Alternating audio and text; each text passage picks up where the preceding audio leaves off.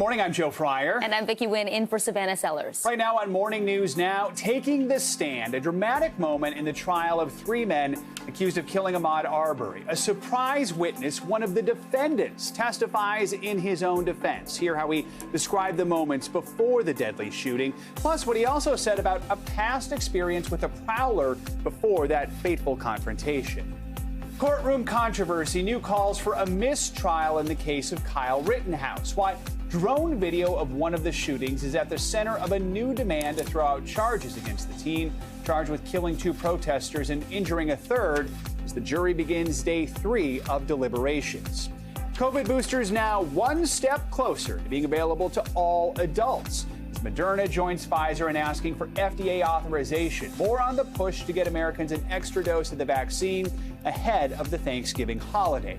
And world-renowned with international travel bans now lifted. Are you looking to just get away from it all? But where to? Well, we've got you covered. Who better than the folks at National Geographic with some of their suggestions, bring you their picks from the new Best of the World list. We have a travel theme for you this morning. Really looking forward to that later on this hour. Exactly. We heard Europe is a good ticket right now, but I bet we'll go beyond Europe with this. All right. Let's start this morning in Georgia, where one of the three men standing trial for the murder of Ahmaud Arbery is expected back on the witness stand today. Yeah, Travis McMichael, who's accused of firing the shots that killed Arbery, gave his testimony yesterday in his own defense. Now it is the prosecution's turn to cross-examine him. NBC News correspondent Ron Allen joins us now with the very latest. Good morning, Ron. Good morning. When Travis McMichael returns to the witness stand, he is expected to face a very aggressive cross-examination. Prosecutors are trying to convince the jury that all the defendants made all of the worst and wrong assumptions about Arbery and that they had no reason to shoot and kill him.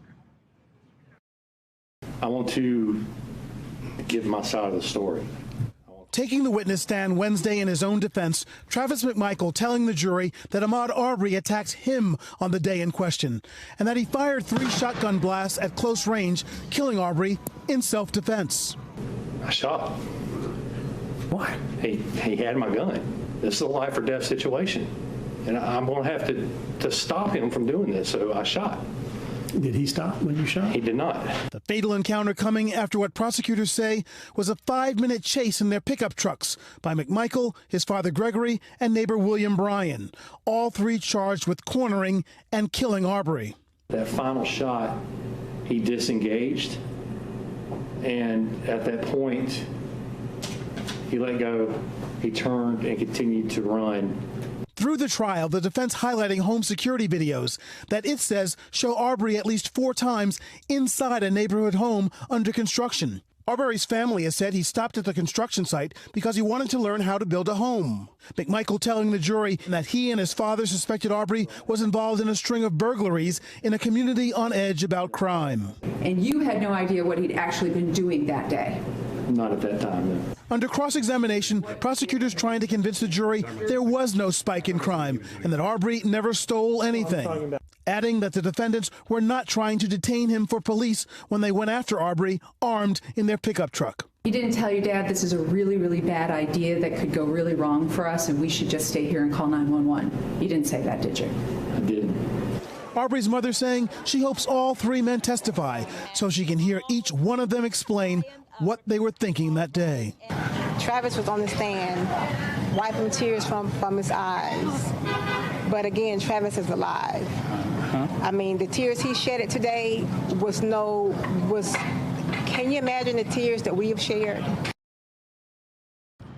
When testimony continues inside the courtroom, here outside, activists say that hundreds of people are going to gather in a show of support for Arbery's family, including a number of black pastors who the defense tried to exclude from the courtroom, saying they would only be there to try and influence the jury, comments that sparked a storm of outrage. Joe, Vicki. Ron Allen, thank you very much. And this morning, jury deliberations in Kyle Rittenhouse's double homicide trial will enter their 3rd day. Rittenhouse is accused of shooting 3 people, killing 2 during protests following the 2020 police shooting of Jacob Blake. NBC News senior national correspondent, our News Now colleague Tom Yamas, is covering the case for us in Kenosha. Tom, good morning.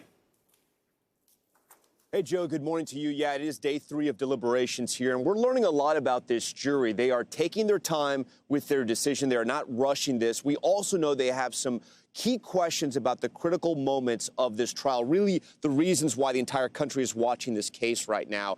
Did Kyle Rittenhouse really fear for his life when he killed 2 people here in Kenosha? Or, as the prosecution says, was he reckless and aggressive with that AR-15? This morning, all eyes on the jury in Kenosha as the country awaits a verdict in the Kyle Rittenhouse trial. Most of day 2 focused on video footage. Jurors wanting to re-examine the violent moments caught on camera when Kyle Rittenhouse shot 3 people, killing 2, including 26-year-old Anthony Huber.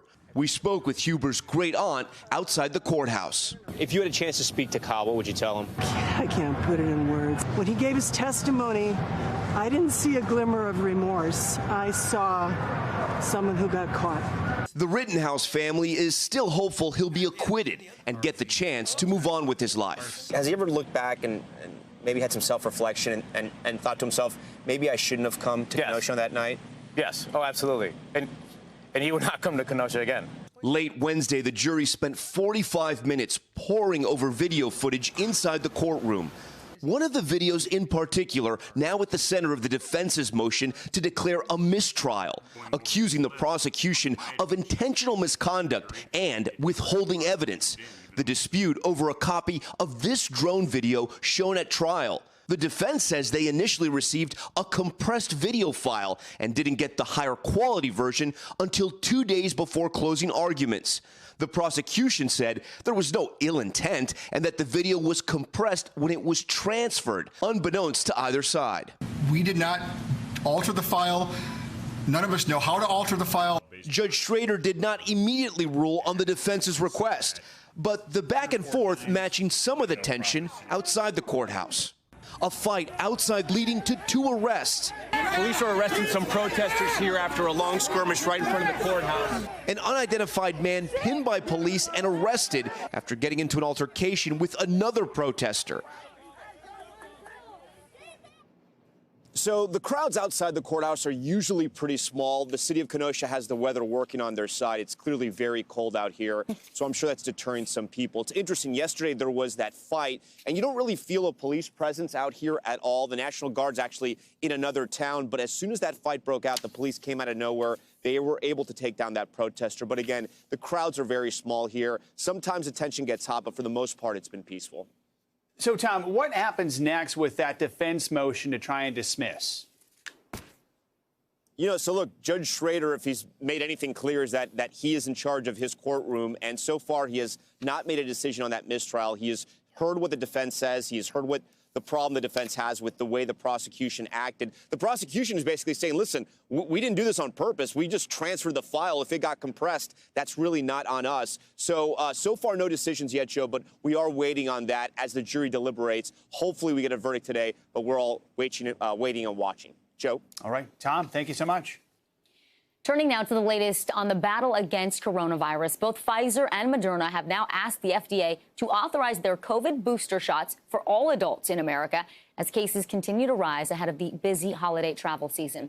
NBC News correspondent Ann Thompson is live in New York City now with the very latest. Ann, good morning. Good morning, Vicki. With at least 8 states already offering boosters to everyone over the age of 18 and more threatening to do so as cases climb, federal health officials will now try to catch up to a growing demand for extra protection.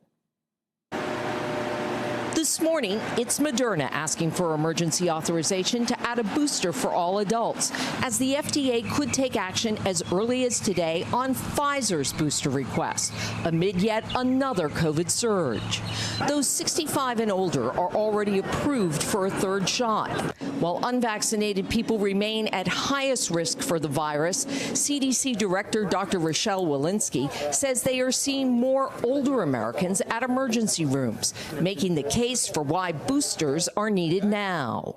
The rate of disease is markedly lower for those who received their booster shot, demonstrating our boosters are working. Walensky promising the CDC will act on authorizing boosters for those 18 and older as soon as it gets a recommendation from the FDA. While 80% of Americans have gotten at least one shot, it's the people who still refuse that have health officials worried. We've got to get the 62 million people who are eligible to be vaccinated in the first place and get them vaccinated. As for the boosters, more cities and states are acting on their own. Kansas, Kentucky, Maine, and Vermont, the latest to join in expanding access. This as flu season begins and the threat of a twindemic grows. Now we're seeing people who have been vaccinated for COVID feel pretty confident they don't have COVID, which is true. But now they're having symptoms like a cold, like a flu, and potentially spreading it to others. This morning, the nation marks another grim milestone in the pandemic. More than 100,000 Americans died from drug overdoses in a year for the first time in history. Opioids, including fentanyl, accounted for 3/4 of the deaths.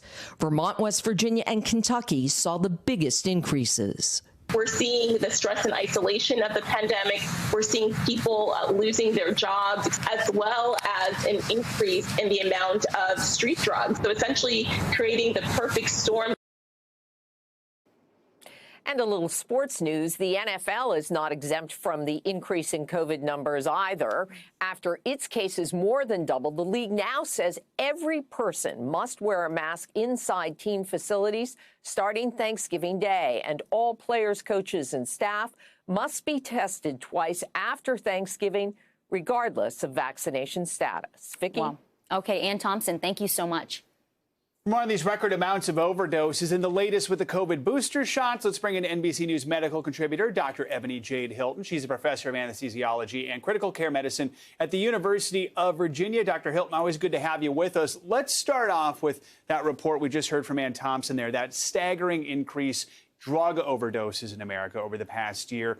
What do you think is behind this record number of overdoses? And are we seeing any sort of, what are the practical solutions to try and address it?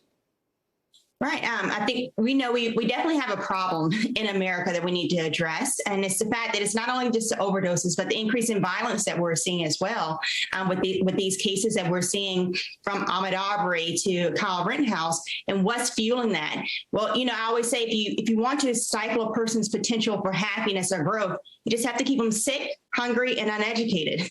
Because if you're sick, hungry, and uneducated, at that point, you're not trying to thrive. You're literally just trying to survive.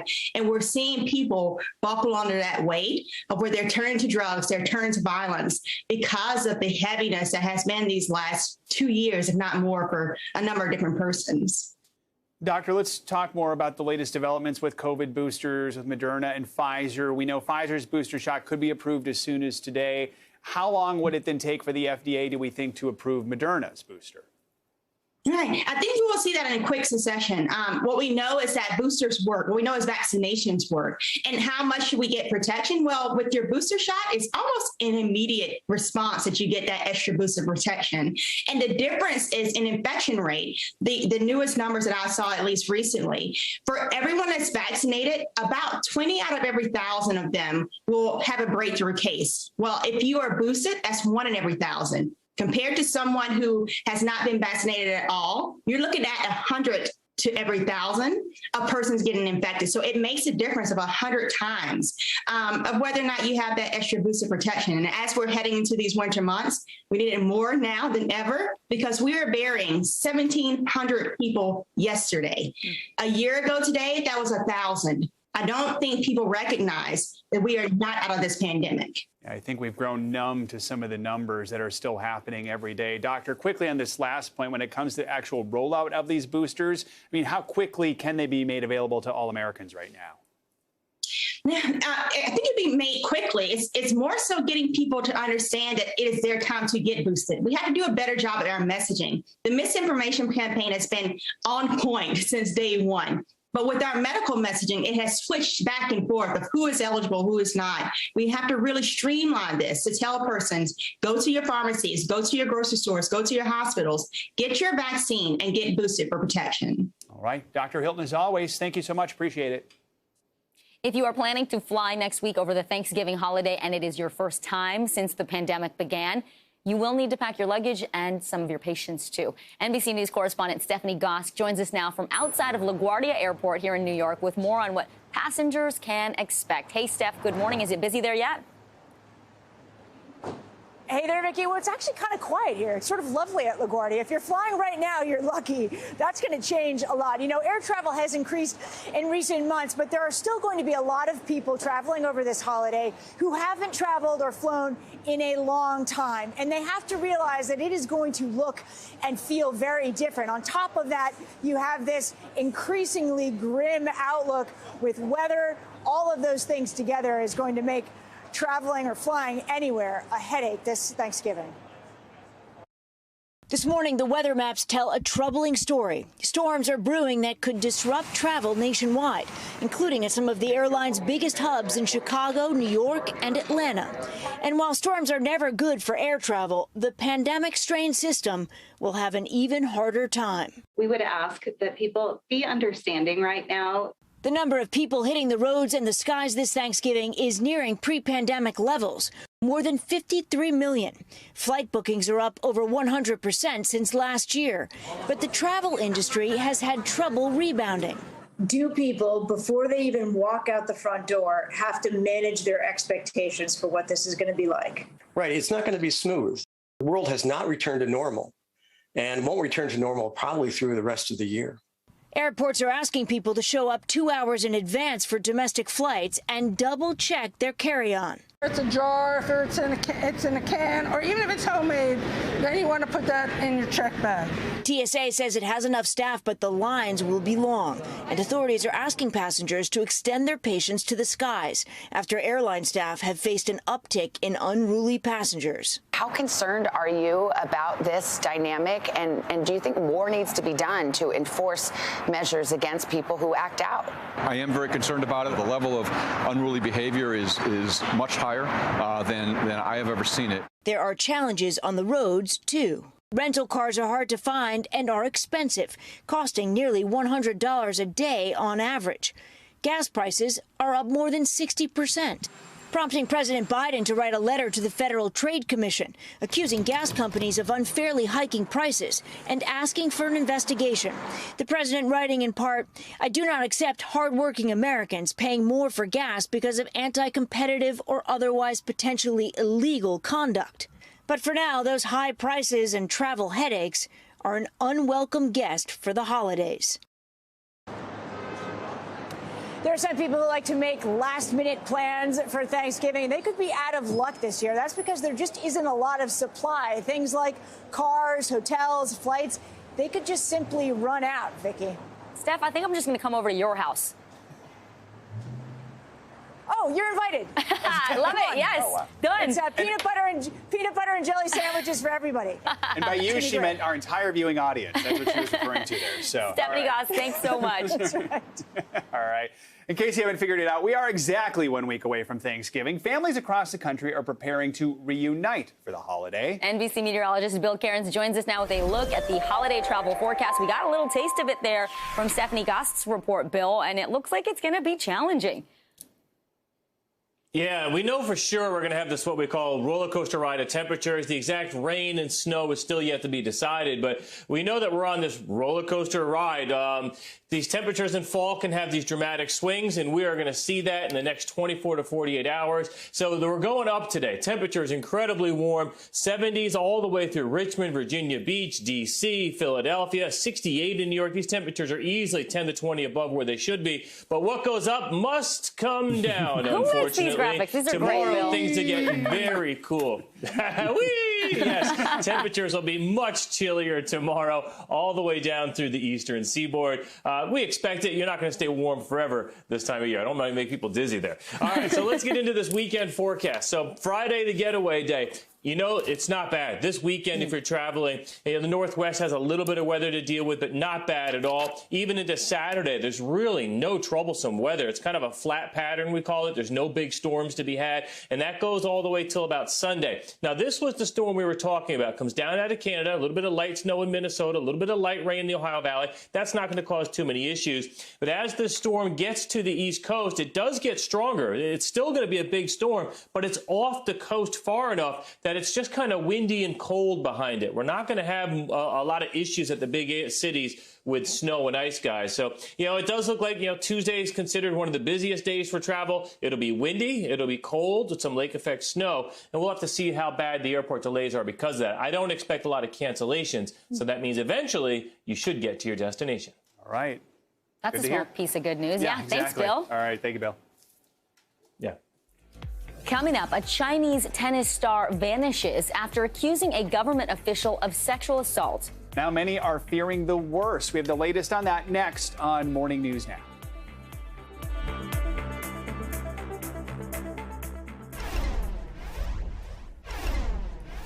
Questions are being raised about an alleged email from Chinese tennis star Peng Shuai in which she calls sexual assault claims she made 2 weeks ago not true. Now, Peng has not been heard from since she posted the allegations on social media about a former Chinese vice premier, with many now casting doubt about this email walking back the allegation. NBC News foreign correspondent Janice Mackey-Freyer reports. Hey, Joe and Vicky, there are deep concerns around the well-being of Peng Shuai, a tennis star here who hasn't been seen or publicly heard from since early November, and an email that showed up on state media raising more questions about where she is and whether she's okay. This morning, a deepening mystery around Chinese tennis star Peng Shuai. The former world #1 doubles champion hasn't been seen or heard from in weeks since accusing a former top official of China's Communist Party of sexual assault. And now this. Chinese state media showed what it said was an email from Peng to the Women's Tennis Association, apparently recanting the allegations and saying everything's fine. The head of the WTA doesn't believe Peng actually wrote it. We definitely want to speak to her directly and make sure that she's okay. She knows that we're here to support her.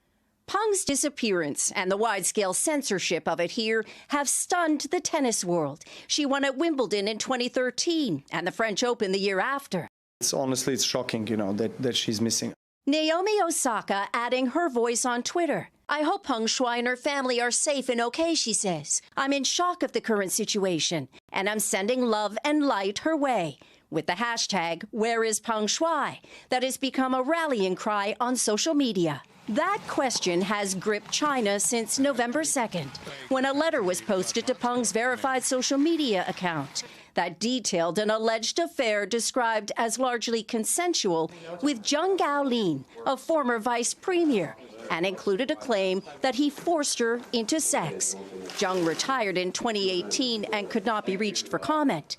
Within minutes, that post vanished, and Peng dropped from public view. Peng Shuai is one of China's biggest sports stars, but her online presence has been largely scrubbed. Like when you search for her account, there's nothing there. The Chinese Tennis Association won't comment. China's foreign ministry won't address Peng or the allegations, telling NBC News it's not a question about diplomacy. This is an issue of right and wrong, and we have to stand behind this and insist on an investigation. Peng is a former Olympian. With thousands of athletes expected at Beijing's Winter Games, pressure is now mounting here to find answers and to find Peng Shuai. The WTA has 11 tournaments and a long-term deal worth over $1 billion to hold its tour finals here, yet it's talking about boycotting China if there isn't an investigation into Peng Shuai's allegations and this censorship that has all but erased her from the internet here. Look, companies and sports organizations, the NBA being an example, know that there are tripwires and that challenging China can carry consequences. But on this, the WTA sounds firm. This is a claim of assault made by one of its players. And if there isn't transparency, the tour says it will consider walking away from China. Joe, Vicky? The world is watching. Janice, thank you so much. Prince Charles and his wife Camilla are in Egypt today as they continue their tour of the Middle East. The couple is making the first major overseas trip by a royal family member since the start of the COVID pandemic. They met with Egypt's president and the country's top Muslim cleric. NBC News global correspondent Raf Sanchez joins us now from Cairo with quite the backdrop there. Egypt, Raf, is the second stop for the prince after visiting Jordan earlier this week. Besides having that lovely backdrop there, what more can you tell us about what the prince is hoping to achieve on this tour? Good morning, guys. Not a green screen, I promise you. There are two big themes to the prince's trip here in the Middle East. The first is religious tolerance. As you said, the prince went to meet with the Grand Imam of the Al-Azhar Mosque here in Cairo. He's the top Sunni Muslim official in Egypt. The prince is also going to meet with the top Coptic Christian official here in this country. He's been a long-time supporter of coexistence between the faiths.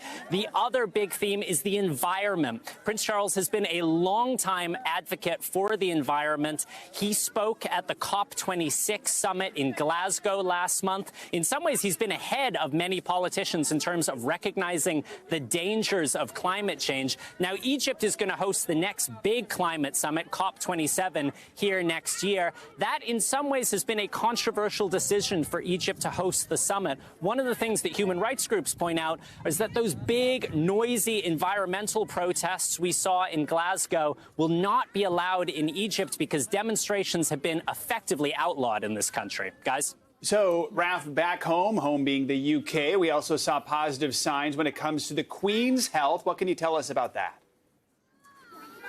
Yeah, this was really encouraging. Yesterday, we saw the Queen for the first time since she pulled out of a remembrance ceremony on Sunday with a sprained back. She met with Britain's top general at Windsor Castle, and the video shows her looking well. She's up, she's talking, she's chatting with the general about his military service. Prince Charles was asked about his mother's health while he was traveling here in the Middle East, and he joked, he's 73, she's 95, and aging is difficult for everybody. Take a listen to that exchange.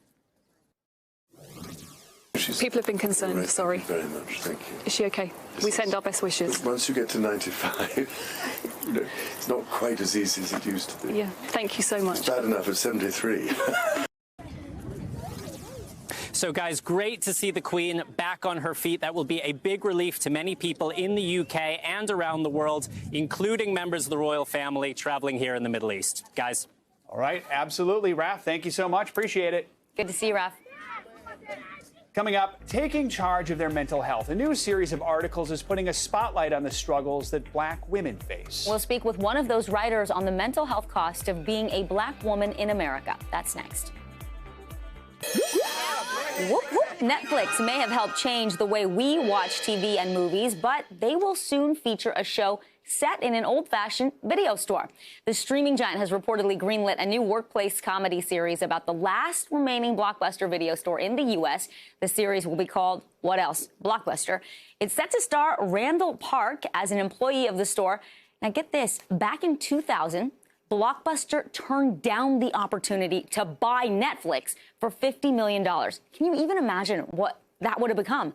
We don't have official word yet on when this series will drop, but as for that last remaining Blockbuster video store, you got to go to Bend, Oregon to get your nostalgia fix. You may remember Blockbuster actually listed the store on Airbnb as part of a promotion. And Joe, haven't you been there like multiple times? I've been to the store once in Bend, and then I followed up and done multiple stories since then, including on the Airbnb. You know, the folks who work there, they're lovely people. So it's always good to see them getting this attention to keep it going. Your friends at Blockbuster, you may as well get a card and then just return the video the next time you're there. Exactly. Exactly. All right. Thank you, Vicki.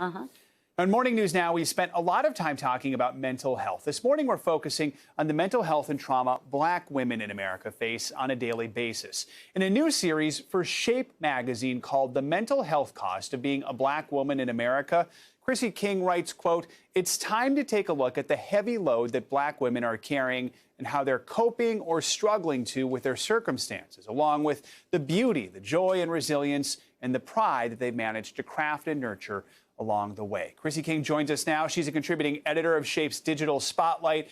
Good to have you with us. So, I mean, just from that quote there I read in your piece, you explained the daily pressures on top of the mental burden that black women face. What did you learn in writing this about black women's mental health struggles? Thank you for having me. I think, being able to contribute to these articles as well as read all the other articles in the piece is things I already knew, but also so many eye-opening statistics. One of them especially important is when we're talking about mental health care, and especially for Black women. It was staggering that only 4% of therapists in the United States are Black. And so when we're thinking about finding a therapist that's culturally competent, that's a huge barrier to access just to begin with. Piece by saying, quote, "You've likely heard the phrase strong Black woman." Can you tell us more about this title, how it came about, and how you think it plays into mental well-being? Absolutely. So this idea of a strong Black woman has been with us for a very long time, dating back to slavery. And when we think about it today, the impact of it is this idea that we as Black women have to have it all together, have to be resilient, have to be strong, have to take care of everyone else as a priority before ourselves. It prevents us from asking for help sometimes. And so it has a huge impact on mental health because in one way, we're taking care of everything. We're getting things done. And sometimes we're making it seem really easy. But on the backside, we are suffering with anxiety sometimes, depression, really struggling to keep it together behind the scenes and really struggling to ask for help when we need it. This series also focuses on beauty standards and how that impacts someone's mental health. Your colleague, Tatiana Walk-Morris, spoke with one Black woman, Sydney Clark, who talked about how her mother and sister have lighter skin than her. She said, quote, "It's something that I dealt with for a long time, kind of wishing that I was whiter so I could fit in with my family. I was trying to understand why I ended up looking like this." That's the quote there. Talk to us about some of the Eurocentric beauty standards that Black women face and how its impact goes just beyond someone's appearance. Absolutely. So when we're thinking about Eurocentric beauty standards, this idea that lighter skin is more attractive, straighter hair perhaps, wanting to have a thinner nose, a very particular body type. And as the woman in the article was speaking about, colorism within the Black community is a real issue, right? And so she, having darker skin than the rest of her family, felt like she wasn't as beautiful or wished that her body was different. And so when we're thinking about Eurocentric standards of beauty, it's this idea that we're always striving for something other than what we are. And of course, that has an impact on mental health because your body is what your body is, your skin color is your skin color. And this desire to be something else can really put a lot of mental angst on people and also shows up in other ways. When we're thinking about Eurocentric standards of beauty, it also is not just us that feels that way. It's society at large that has a preference for certain types of looks, the Eurocentric looks in general. And so there can also be harmful impacts from not fitting into those standards in the workplace, with colleagues, and all types of things. Chrissy, there's still a lot of stigma around reaching out for help, seeing a therapist, someone to talk to. You mentioned that staggering 4% number when it comes to therapists. Your series for Shape includes a story on the shame of therapy. Tell us more, and is this stigma changing? Yeah, so unfortunately, there is still a lot of shame and stigma, particularly within the Black community around mental health. And if you read the piece on mental health talks about not feeling comfortable reaching out or having family members say, like, you don't need therapy, we can just pray on this. And so there definitely is still a lot of stigma around mental health in the Black community, but I do feel like that's beginning to change, especially for Black women. We think of notable Black women like Simone Biles and Naomi Osaka and even Lizzo talking about mental health and taking time and prioritizing their mental health. And so I think that stigma is slowly starting to change, and more Black women in particular are reaching out to get the help they need, because ideally we want to be thriving. We want to be not just surviving, but also thriving. And reaching out for a therapist can help us sort through some of those issues. Chrissy King with Shape Magazine, such an important series. Thanks so much for taking time to talk with us about it this morning. Thank you for having me. Coming up, still don't have your turkey or any of your favorite Thanksgiving sides? Sorry to tell you, time is running out. Not too late, though, to still save on your Thanksgiving dinner. The creative ways you can fill your table despite the nationwide shortages. So we're going to show you how to not break the bank. That's next.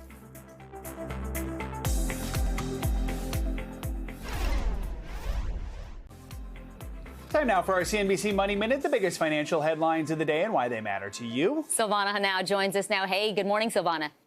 Hey, guys, good morning. Yeah, so Disney Cruise Line says starting in mid-January, all passengers ages 5 and up will need to be vaccinated against COVID-19. It's the first cruise operator to require vaccinations for younger children. Guests who aren't vaccine eligible due to age must show proof of a negative test between 3 days and 24 hours of their sailing date. Apple will now let some iPhone users fix their own devices. Apple has long prohibited anyone except approved technicians from messing with its parts and software, but it will now sell parts and tools and offer instructions on how to repair products at home, starting with the iPhone 12 and 13 and followed by Macs with M1 chips. You'll be able to replace the screen, battery, and camera with other options coming later.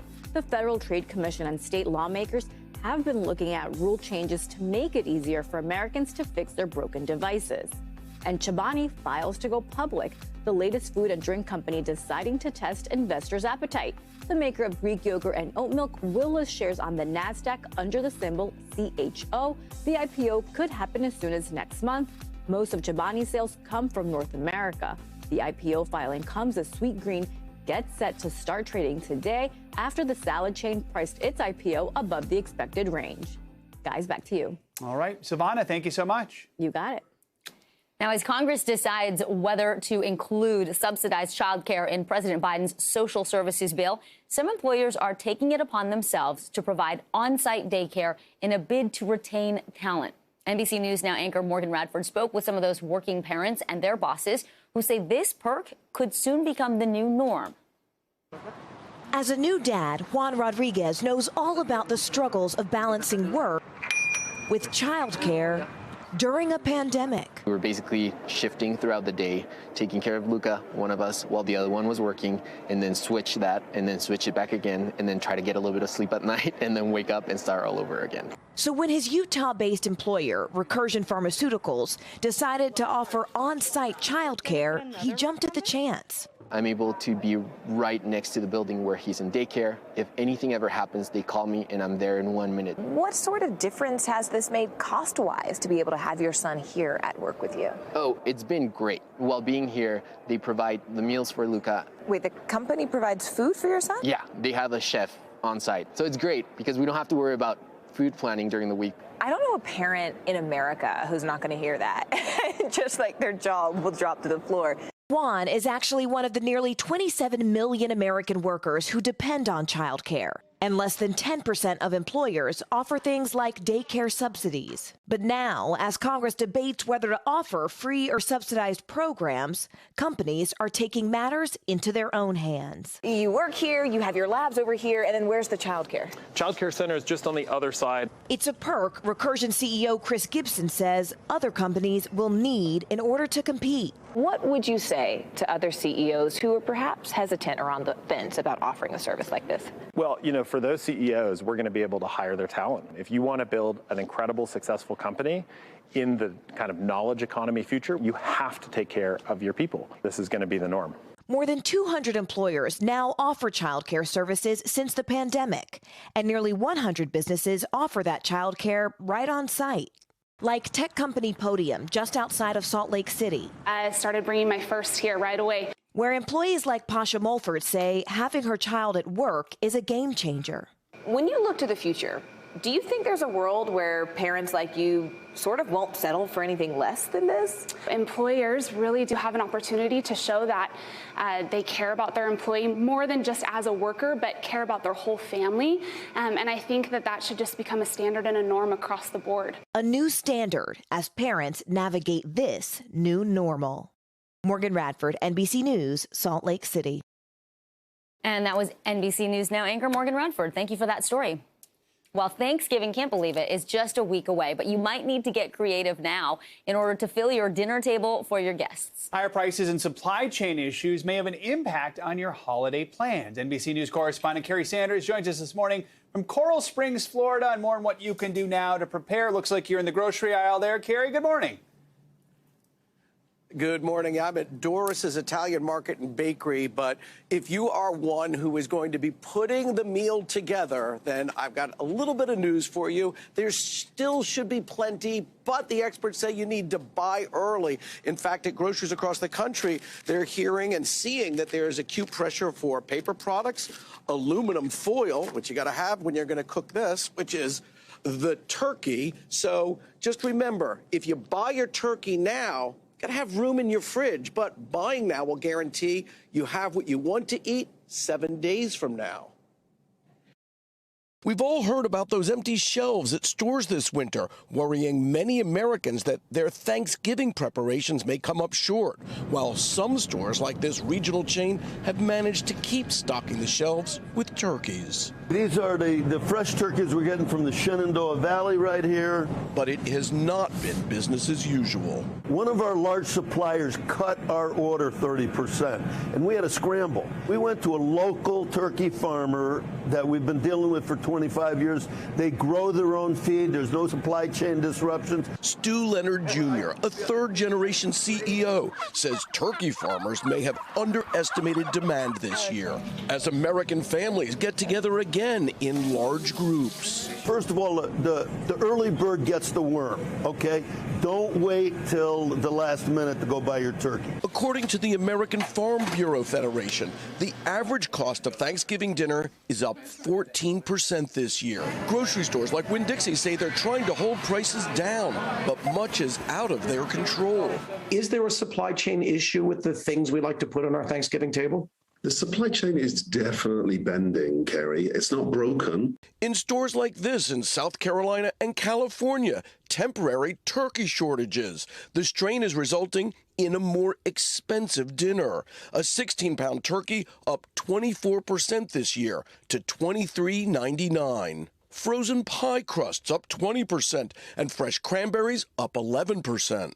Supply chains in general, as they relate to specialty crops, have just gotten more expensive. So cranberries in Wisconsin have to deal with much more expensive trucking rates, for example. And so that has a kind of an impact on what we would expect to pay at the grocery store. I can see that the prices have gone up, and I actually feel bad for a lot of people. I guess you can just say I'm hoping for the best, you know. I don't have much control over this, so what can I do? To save money, retailers suggest make dishes from scratch instead of buying pre-made. Look for generic brands and keep an open mind. We sometimes say customers are going to get what they need. It might not necessarily be the brand that they particularly want, but they're going to find what they need. And that's especially true this Thanksgiving?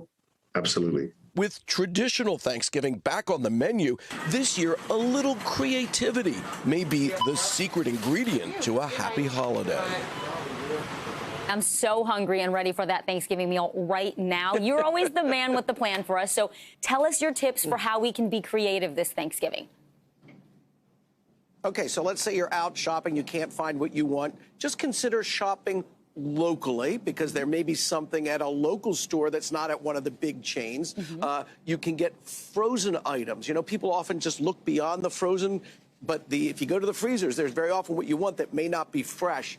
You could try this, and it's actually quite popular, is have everybody bring one thing to the table, sort of a potluck for Thanksgiving. That way everybody's invested in it and they'll get what they want. And then one other idea is actually have smaller portions. But guys, No, don't say that, I've never Carrie. seen smaller portions at a table, so I'm giving you the tip, and then this is one that nobody's ever going to follow. But there you go. Yeah, Thanksgiving would have a Grinch then, too. All right. Carrie, thank you so much. Appreciate it.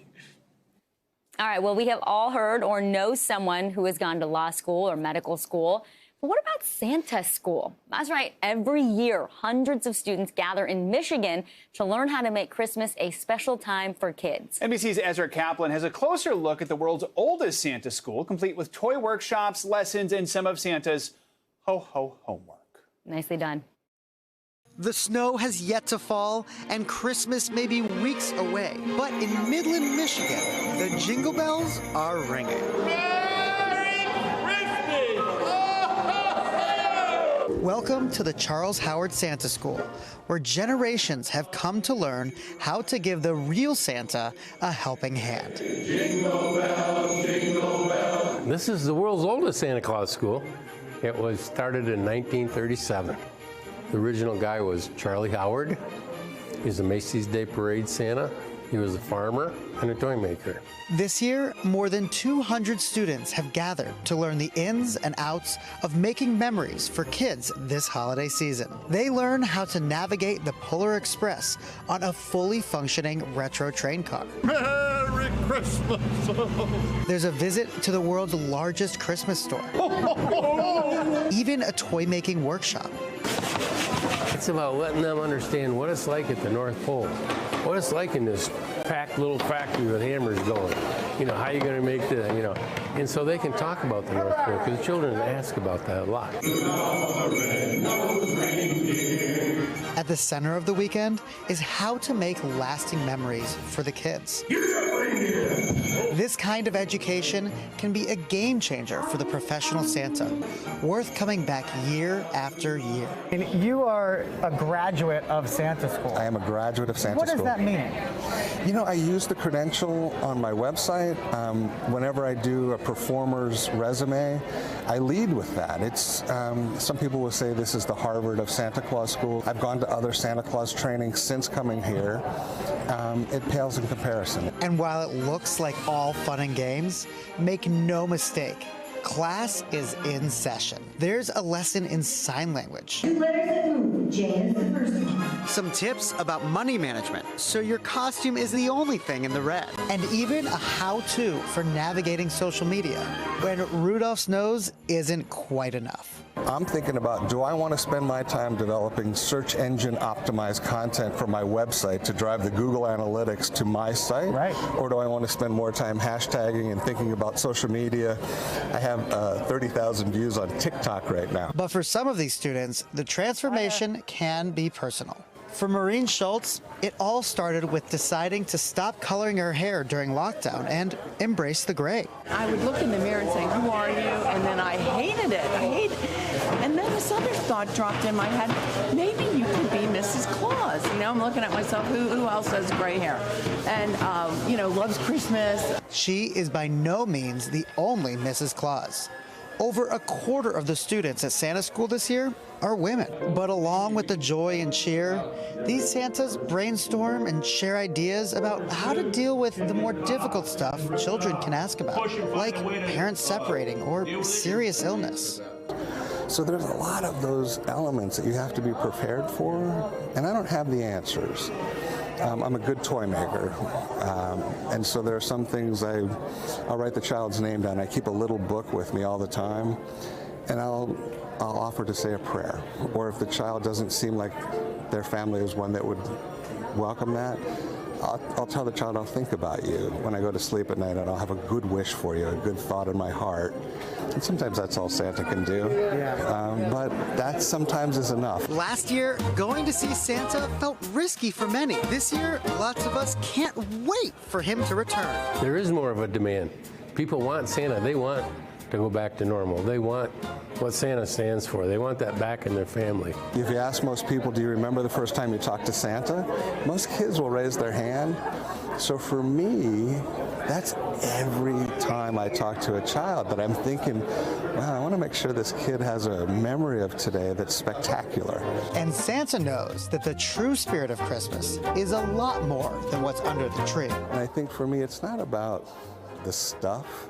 It's about Santa's heart. It's about that love, that generosity. That's, I think, what you learn at Santa School. A lesson for us all this holiday season, as Santa Claus and all these Santa Clauses Jingle all the way are coming to town. Ezra Kaplan, NBC News, Midland, Michigan.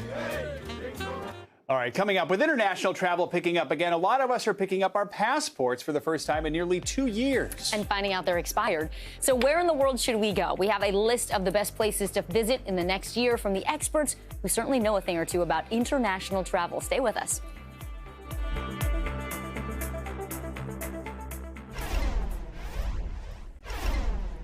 Millions of Americans are expected to travel over the next few weeks in numbers we haven't seen since before the pandemic. Yeah, and with the U.S. recently ending its international travel ban, more travelers are getting a chance to break out their passports and explore the world. This morning, National Geographic is out with its new Best of the World list. It features 25 must-see destinations for the new year. Joining us now to break down this new list is George Stone, the executive editor of National Geographic Travel. George, good to have you with us. So before we get to the list, let's talk about the inspiration behind it. The pandemic has, of course, changed everything, including how we travel. So how did it change this list from years past? Well, absolutely. I mean, the pandemic changes when, where, and how we can travel. And so taking pandemic precautions wherever you go is first and foremost on our mind. But the world has this pent-up wanderlust. We're eager to get back to travel. Travel does so much. It connects us with other places, countries around the world. And it helps teach us a little bit about ourselves, too. So we put together this list of 25 places with National Geographic correspondents, our local language editions around the world. There are 25 places. A number of them are in the U.S. Many of those can be driven to, which is important. And a lot of the sites on our list are UNESCO World Heritage sites. People love to visit these sites of heritage and wild beauty. And UNESCO celebrates the 50th anniversary of its World Heritage Convention next year. George, it's really interesting. You didn't do this as a top-to-bottom list ranking. You did it in categories, right? You have culture, sustainability, nature, adventure, and family. I really love this. It's so smart. It's, you know, a great destination for couples or adventure travelers might be different than one that's suited for families. Talk about how you came up with these categories, especially the ones like sustainability. Sure. Well, these are key categories for National Geographic, and a theme that runs through this entire list is about conservation and sustainability. So how can travelers leave a lighter footprint wherever they go? You know, I see an airplane, one way is carbon offsets wherever you travel. But the best choice you can make is to travel to places that are not already inundated with other travelers and to go with a mindset of engaging with local people and making sure that you're spending in ways that benefits local communities. So lighter footprint is really the theme behind sustainability. And then in other categories, like family, it's really about quality time. One of my favorites sites on the list is the Eastern Shore of Maryland.